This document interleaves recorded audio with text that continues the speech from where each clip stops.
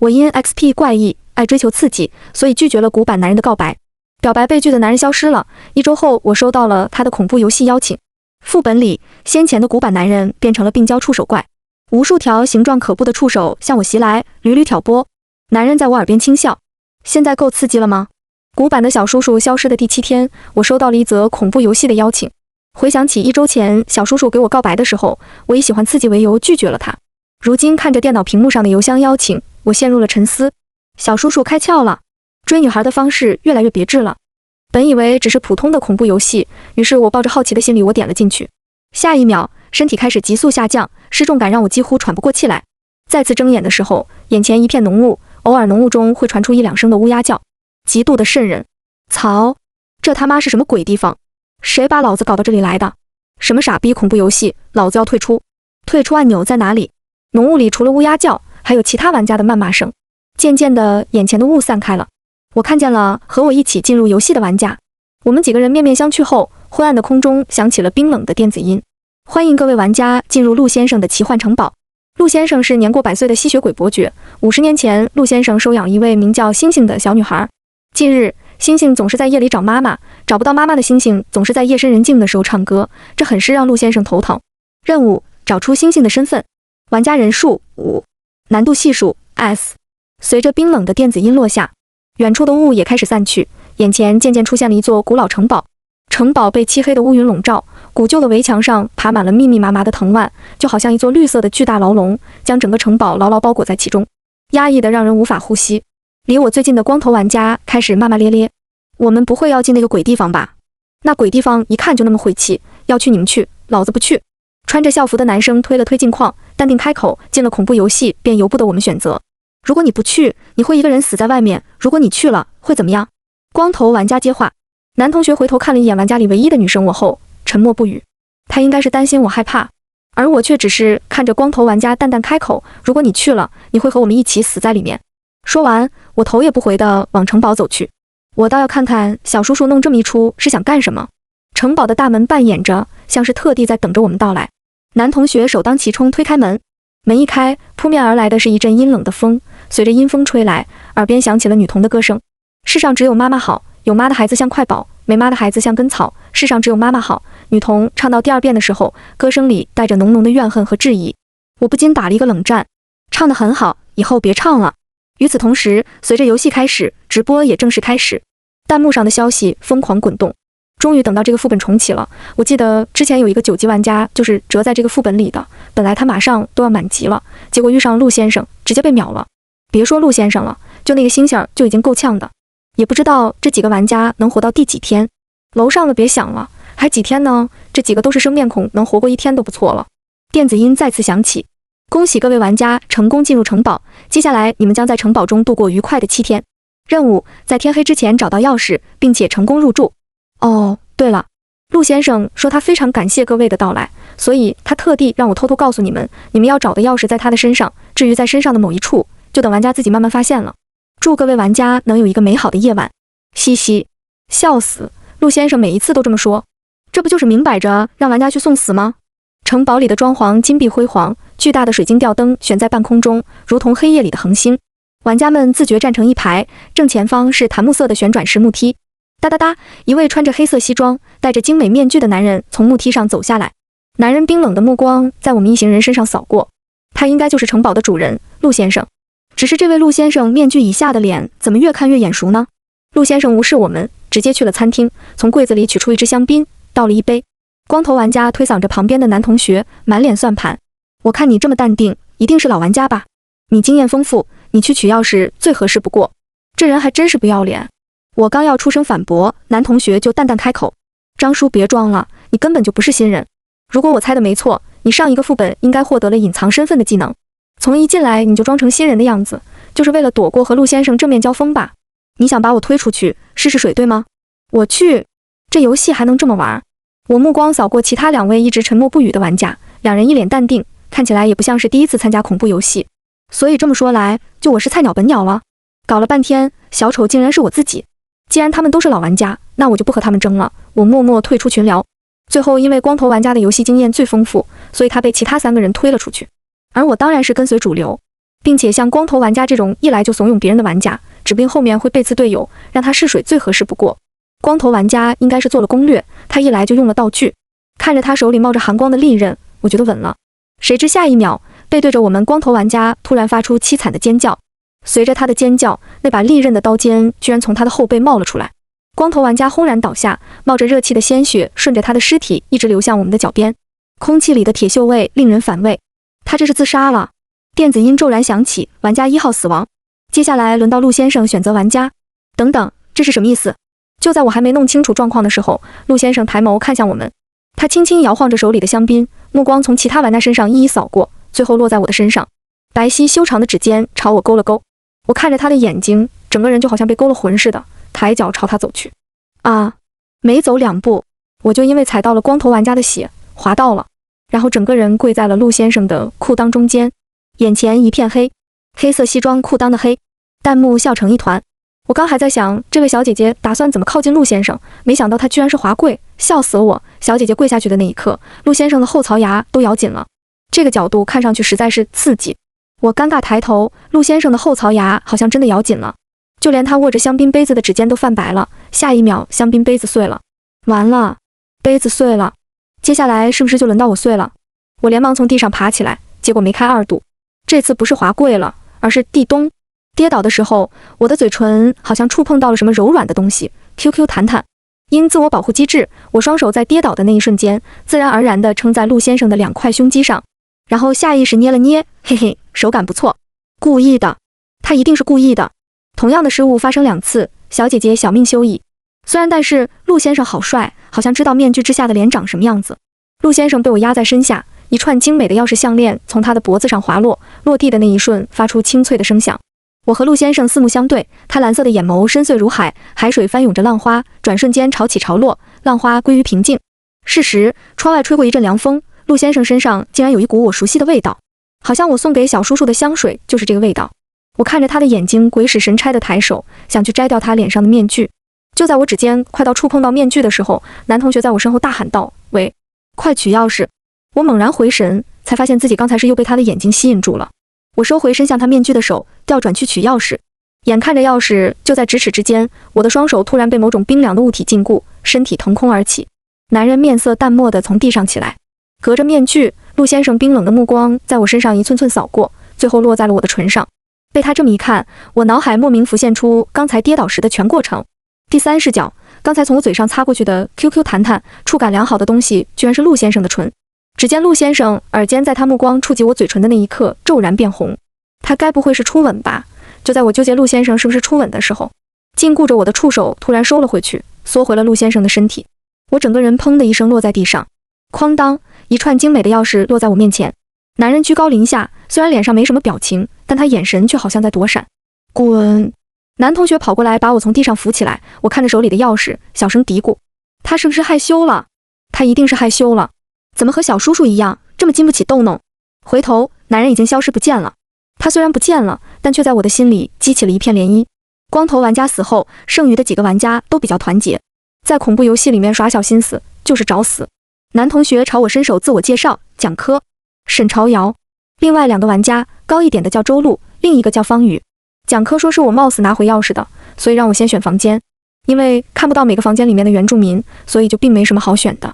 我坚信恐怖游戏里每个房间都会有鬼怪，只是恐怖程度不同，所以我随便拿了一把是301的钥匙。打开301的门，我眼前一亮，这未免也太豪华了吧！床上居然还有我最喜欢的草莓熊，简直就是我的梦中情屋。要不是因为这里是恐怖游戏的世界，我还以为这是小叔叔给我准备的房间呢。虽然房间很温馨，但我还是不能掉以轻心。我开始在房间里巡视，每一个角落都检查了个遍，没有发现任何鬼怪。我这是运气大爆发了，居然选到了一个没有鬼怪的房间。我怎么记得301里面以前住了一个白衣水鬼啊？而且301以前的装修也不是这样的呀。上次死在这里的9级玩家就是被白衣水鬼活生生勒死的，怎么现在的301变成这么粉嫩了？我也记得，上次那个9级玩家脑袋都掉了，可吓人了。难道说这一次陆先生准备走可爱路线，在所有玩家放松警惕的时候，再放出来一个大惊喜？毕竟根据我多年的经验来说，我觉得不可能这么简单。虽然我看不到弹幕，但我也是这么想的。所以最好的方法就是赶紧入睡。我秒入被窝，就在我抱着草莓熊快要睡着的时候，我突然感觉到被子里有什么东西在蠕动。不是吧？我把所有地方都检查了一遍，唯独落下了床铺。我惊悚地慢慢掀开被子，一位裂唇女孩正在被子里对着我发出桀桀桀的冷笑。我迅速合上被子，心中默念阿弥陀佛。下一秒，女孩从被子里钻了出来，她手里抱着一个带血的布娃娃，一双血红的眼睛死死地盯着我，嘴角扬起怪异的弧度。随着她嘴角扬起的怪笑，她的嘴唇也开始向耳根后面裂开，露出里面不完整的牙齿。与此同时，弹幕炸了。我怎么记得裂唇女孩是在307房间，怎么跑到301了？这小姐姐也是够惨的，我怀疑是陆先生公报私仇，故意安排裂唇女孩来301的，这下子是必死无疑了。楼上的怎么说呢？这个裂唇女孩是什么来历？裂唇女孩就是陆先生50年前收养的那个女孩，什么来历我不知道，毕竟奇幻城堡这个副本开创至今，还没有一个人真正的找出女孩的身份。但别看她是个小孩，她的战斗力可不容小觑，她是整个城堡里除了陆先生以外最恐怖的存在。只能祝福小姐姐自求多福了。我猜她应该就是陆先生的养女星星吧。大概是我的第一反应让星星不满意了，她扭曲着脸，手脚并用地朝我爬过来，嘴里反复质问我：“你就是爸爸给我找的新妈妈吗？可是为什么我看妈妈的样子好像很害怕我呢？”说着，星星突然冲着我尖叫：“你也觉得我很丑对吗？爸爸说了，不喜欢自己小孩的妈妈就不是好妈妈，你不喜欢我，你不是好妈妈，你该死！”星星情绪越发激动，眼眶里竟然流出了血红的泪水。血泪一流，玩家必死。一首凉凉送给小姐姐，希望小姐姐早死早超生。所有人都以为我会被星星撕碎的时候，我却抬手轻轻擦去了星星脸上的血泪。刚开始我被吓到的反应确实不礼貌，他不过是一个在找妈妈的小朋友，小朋友能有什么坏心思呢？星星儿一愣，在干嘛？我一脸心疼地看着他，然后把他从被子里抱出来，放在自己的腿上。我摸着他的头发，一脸母爱。你爸爸说的对，不喜欢自己孩子的妈妈都不是好妈妈。可是妈妈喜欢你呀，我的宝贝。星星的脸渐渐恢复原本可爱童真的模样，他满脸不敢置信地望着我，嘴里小声嘀咕：“可是为什么以前那些妈妈都很害怕我？”我轻轻捧起他的脸，在他肉嘟嘟的脸颊上亲了一下。我微笑着说：“宝宝，妈妈不仅喜欢你，妈妈还喜欢你的小脚丫，你的小手手，你的所有都是妈妈的最宝贵的东西。”星星的脸红了，他在我怀里蹭了蹭，嘴里呢喃道：“妈妈，看吧。”我就说小孩子能有什么心思啊？这我突然觉得前面几个死在裂唇女孩手里，玩家挺冤的。原来解题思路这么简单，母爱改变一切呀！其实这么想来，裂唇女孩刚才说的那几句话里面就已经体现出来了答案。她一遍又一遍地问小姐姐喜不喜欢她，不过就是她缺爱的表现。呜呜呜，裂唇星星好可怜，宝宝快来，姐姐也想给你做妈妈。楼上的别冲动，专业人干专业事。虽然小姐姐是新人，但她的胆子真的是 big 胆。调戏陆先生，给裂唇女孩抱抱，换作我们只能吓得屁滚尿流。我抱着星星准备睡觉，她小小的脑袋在我身上蹭来蹭去，我可太喜欢这个软软糯糯的小团子里。她探出脑袋，对着我眨巴眼睛，满眼期待。那妈妈也喜欢爸爸吗？我愣了一下，一个鬼怪就够了，怎么还有爸爸？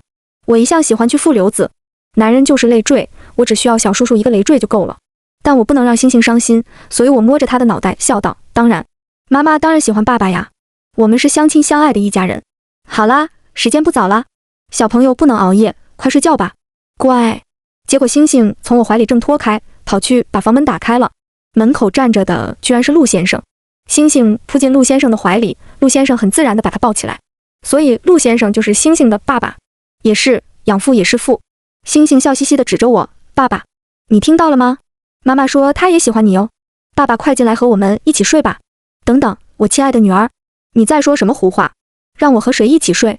他可是城堡里最危险的存在呀！然而没等我出声阻止，星星已经拉着陆先生走进来了，还很热情地把陆先生推到我的身边。妈妈说了，我们是相亲相爱的一家人，隔壁欢欢的爸爸妈妈都是一起睡的，所以我们也要一起睡哦。我真是拿起石头砸自己的脚。我一看这陆先生就会想起刚才在楼下我对他做的那些畜生事情，我是头也不敢抬，只能用余光去瞟。不知道是不是我的错觉，我总觉得陆先生看我的眼神了饱含着期待。不对劲，再看看，好像真的是哎，对方向你发出了同床邀请，只不过这个眼神怎么和小叔叔那晚给我告白的时候那么像。就在我绞尽脑汁想该怎么拒绝陆先生的时候，陆先生已经脱掉了西装外套，男人衬衣下的胸肌若隐若现，紧接着他侧过身子，不经意露出完美的下颌线。我亲爱的女儿戳了戳我的胳膊，提醒道：“妈妈，你流口水了。”我是老脸一红，直接钻进了被窝。睡就睡吧，反正我只是哄孩子的。第二天早上，我醒来的时候，陆先生已经不见了。星星光着脚丫站在床前看着我，见我醒了，星星给了我一个大大的拥抱。妈妈，爸爸说他去楼下准备早餐了，你快起床吧。这陆先生还挺贴心啊。洗漱完后，我准备给星星扎头发。昨天晚上我就发现星星的头发乱糟糟的缠在脖子上，偶尔他翻身的时候，脖子处会散发出一股腐肉的恶臭。我猜他被头发缠住的脖子下一定有秘密。我刚要伸手去碰他脖子的时候，星星往后退了好几步，他埋着头不敢和我对视。别，妈妈，你会被吓到的，你看了会嫌弃我的。看来星星的秘密果真在脖子上。我像昨天晚上一样把他抱在腿上，安慰道，不会的，妈妈说过你是我的宝贝，你身上的一切妈妈都不会嫌弃。星星没有再拦着我。随着我解开缠绕在他脖子上头发后，一股浓浓的恶臭开始迅速扩散，这是腐肉的味道。星星全身瑟瑟发抖，他好像很害怕。我忍住想吐的感觉，对着星星笑道，没事的，别怕，妈妈在这里以后不会有人伤害你。头发解开后，发生了一幕极度惊悚的画面，我宝贝女儿的头掉了，头掉了，星星的头像皮球一样滚了下去。前一秒坐在我腿上的还是可爱软糯的小团子，下一秒就成了无头尸。我承认我愣了片刻，但我不承认是被吓到了，毕竟世界上没有母亲会被自己的孩子吓到。星星的脑袋在地上，他撇着嘴不敢和我对视，就好像是自己做错了事情一样，开始道歉。妈妈，对不起，我不是故意要吓你的。当初爸爸把我捡回来的时候，我就是这个样子。一开始因为我走哪里都拎着自己的脑袋，所以城堡里的人都害怕我。后来爸爸就想了一个办法，用头发把我的脑袋缠住，这样我就和其他小孩子一样了。说着，他的身体从我腿上跳下去，在房间里四处摸索自己的脑袋。我去，原来星星生前是被人砍了头啊！小姐姐被吓傻了吧？都不说话了。其实我不是被吓傻了，我只是心脏的位置隐隐作痛。到底是怎样的人才能做到如此狠心？见我迟迟不说话，星星的身体停了下来，他的脑袋盯着我发出阴冷的笑。妈妈，你也害怕我了对吗？可是我很喜欢你当我的妈妈。既然你也开始嫌弃我，那我就只好把你变成和我们一样，这样我们一家人就能永远在一起了。说着，星星的身体又开始在房间瞎摸索，因为看不见，所以一直找不到正确的方向，急得他的脑袋在地上打转，画面十分诡异。我起身走向他的脑袋，然后弯腰捡起。我左手拎着星星的脑袋，右手牵着他的无头身去了卫生间。在星星茫然的眼神下，我放了浴缸的热水，把他的身体放进去。你先自己洗洗身体，妈妈给你洗脑袋。浴室里，无头尸在给自己洗澡。我在洗漱台洗一颗血淋淋的脑袋。谁能告诉我这是在干嘛？天哪，这个世界上是真的没有这姐害怕的东西了吗？我要是烈唇女孩，我也会喜欢这个妈妈，因为她总是会毫无条件的对我好。洗着洗着，星星突然从脖子上抽出了2张纸递给我，一张上面写着招娣和类似生辰八字的东西，还有一张是黄色的符。我愣住了。招娣，顾名思义就是喜欢儿子讨厌女儿。如此说来，星星一直找妈妈却找不到妈妈，是因为他就是被他妈妈抛弃的。杀害星星的凶手是他的妈妈。畜生，这么可爱的小女孩都舍得残忍杀害，可怜的星星还一直在等着妈妈来接她回家。我去。此时屏幕前一位雄鹰一样的女人流下了眼泪。怎么会有这么狠心的母亲？星星哪里不好，自己头掉了都还在担心吓到小姐姐，她简直就是天使宝贝啊！放我进去，我一直想要一个像星星这样的乖女儿。孩子是上天赐予父母的礼物，怎么有人这样对待自己的礼物，简直就是畜生行为。对呀，作为父母，未出世的时候，孩子就是他们最期待的礼物。可为什么在孩子咕咕坠地的那一刻，一切都变了呢？只因为我们是女孩吗？因为是女孩，所以他们忘记了自己也曾对我们的到来满怀过希望。我眼眶渐渐湿润，不光是因为心疼星星，也是因为心疼自己。曾经我也是被父母亲手抛弃的孩子，但我的运气比星星好太多太多。我遇到了小叔叔，小叔叔把我捡回家，并且把我养得很好。小叔叔虽然很古板，但他却很耐心地将我破碎的童年一点点缝补。所以以前的玩家即便是翻遍整个城堡，也找不到任何关于星星身世的线索，因为他的秘密一直都藏在他的伤口里，没有人想去治愈他，所以就没有人发现。我把洗得白白净净的星星从浴缸里抱出来。星星，以后咱们不用头发缠住伤口了。可是别人会害怕我。我吸了吸鼻子，强忍着眼里的色意，道：好孩子，那不是你的错，他们害怕你是因为人本身的恐惧感在作祟，这并不代表他们就是不喜欢你。妈妈第一眼看到你的时候也是害怕过的，可妈妈现在不也是能和你亲亲抱抱吗？所以星星，你要相信这个世界上有恶魔的存在，就会有天使的存在。就像星星，你永远是妈妈的天使。星星哭了。过了一会儿，他抱着自己的脑袋，问了一个很严肃的问题：可是妈妈，不用头发缠住脑袋，以后我要一直抱着脑袋出门吗？差点忘了这档子事。好啦，快去照照镜子吧。经历了半个小时，我终于把星星的脑袋重新缝在了脖子上。星星满怀期待去到镜子前面，然后哭得更大声了。呜呜呜！妈妈，你把我的脖子缝得好丑啊！不好意思，以前在家里的时候都是小叔叔做针线活，不过没关系，我可以用遮瑕膏帮他把丑陋的伤疤盖住。咚咚咚，门口响起敲门声，一定是爸爸来了。星星拉着我跑向门口，陆先生站在门口，他目光落在星星脖子上的时候，明显愣了一下。星星拉着我兴奋地炫耀：爸爸，我喜欢这个妈妈，你把她留下来一直陪着我好吗？可是陆先生的表情却有些落寞，他把星星抱过去，叹气说：星星，你该走了。走？去哪里？这时电子音再次响起，恭喜玩家沈朝瑶找到了星星的身份，并获得星星的喜爱，成功解开了星星的心结。奇幻城堡里面的住户都是没有身份的鬼怪，因此找到身份后的鬼怪都将被送往另一个副本，一个充满爱与和平的副本。早餐之后就是星星离开副本的时间，请完成最后的告别吧。所以陆先生眼里的落寞是对星星的不舍。50年的陪伴，总有一天也会走到尽头。原来不只是人类，哪怕是游戏，陪伴也不会是永远，总有一个人会先走。很久以后，我和小叔叔也会像星星和陆先生这样，对吗？亦或者我就是游戏里的星星，而小叔叔就是陆先生。系统说奇幻城堡里住着的都是没有身份的鬼怪，那么陆先生的身份又是什么？餐厅里其他玩家都还活着，他们身边坐着和他们相处了一夜的鬼怪。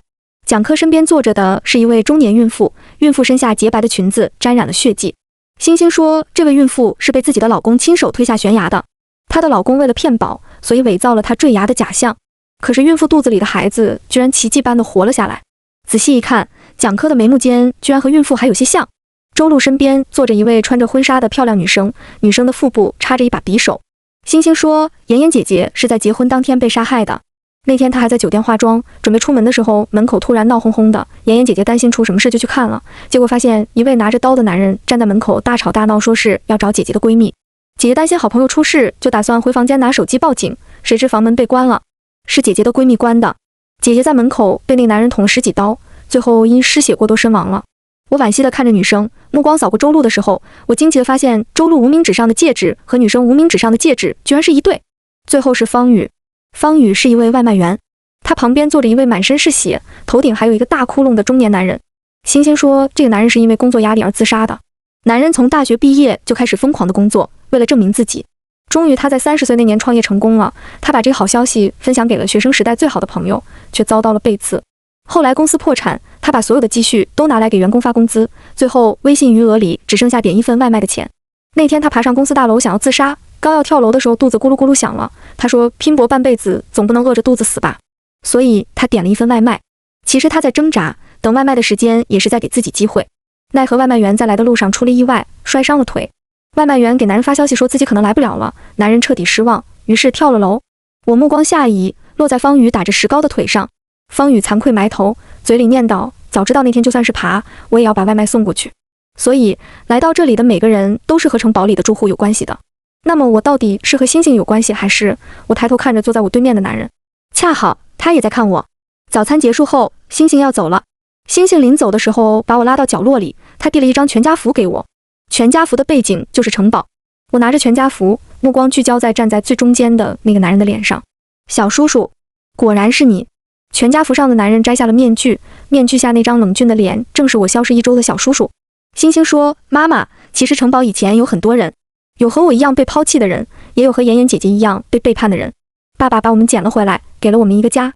可是不知道从什么时候开始，城堡里总会出现一些和你们一样的好人，他们让那些叔叔阿姨哥哥姐姐们找到了自己的身份。有了身份后，我们就会一个接一个的离开城堡，而爸爸却只能永远留在这里。最开始的时候，爸爸不戴面具，慢慢的时间长了，离开的人越来越多，爸爸不喜欢离别，他就开始以面具示人。面具戴久了，爸爸就忘记了自己是谁。随着星星的话音落下，冰冷的电子音再度响起。恭喜玩家沈朝瑶获得道具陆先生的全家福，触发隐藏任务，找到城堡主人的身份。因主线任务已经完成，所以玩家可以自行决定是否继续任务。其他玩家都选择了离开。我沉默不语的时候，星星晃了晃我的胳膊，他望着我说：妈妈，50年前我听爸爸说过一次他来这里的原因。爸爸说他在这里是为了等人。等什么人？我问。星星找我招招手，我凑到他唇边。他小声说：“等一个喜欢追求刺激的女人。”妈妈，你喜欢追求刺激吗？我连忙捂住星星的嘴。小叔叔也真是的，什么都往外说。我目送着所有玩家离开后，转身回了城堡。推开门，穿着黑色西装的男人独自坐在城堡的大厅。门开的那一瞬间，男人猛然抬头与我对视。原来从一开始他的眼神就已经出卖了他。小叔叔不记得自己是谁，但他记得我喜欢草莓熊，记得我喜欢的香水味道，所以他一次又一次违反规则，给我提示。所以即便没有记忆，他也会爱上我，因为小叔叔曾经说过，爱上沈朝瑶是他的本能。大厅里响起男人低沉的声音：“你回来做什么？”我关上门，缓缓朝他靠近。我勾住男人的脖子，自然地坐在他的腿上。隔着面具不方便办事，所以我摘下了这老石子面具。我抬手勾起小叔叔的下巴，嘴角上扬。既然追求刺激，那就进行到底喽。小叔叔 ，cosplay 好玩吗？小叔叔眉眼微弯，眼里的情欲翻滚，身后冰凉的触手开始疯狂生长，在我身上肆意游走。我含笑道：“小叔叔，你不在的这几天，我学会了一个新单词。”小叔叔挑眉：“什么单词？”我一手抚摸着在我身上游走的触手，一手轻轻挑起他的下巴，靠近用力咬了一下他的唇，在他耳边轻笑道 ：“Go in。”小叔叔瞬间兽性大爆发，颤抖的触手好像恨不得把我揉进他的身体，揉碎。此时，屏幕前的观众疯了。为什么黑屏？有什么是我尊贵的 VIP 不能看的？死丫头命真好，无痛当妈了不说，还勾搭上副本里最帅的男人。放开陆先生，让我进去演2集。在大家看不到的地方，我被小叔叔的触手禁锢在床上。小叔叔冰凉的手在我脸上划过，最后用力捏住我的下巴，迫使我仰起头和他对视。伯爵的技能就是这双深蓝色的眼，勾心摄魂。触手在我身上不停挑逗，我含着泪求放过。小叔叔却别有兴致，在我耳边轻笑。现在够刺激了吗？从此以后，我的古板小叔叔不见了。他开始沉迷于在各大副本里玩角色扮演，而我成了他最喜欢的玩家玩具。恭喜玩家沈朝瑶成功通关，奖励一套别致小玩具。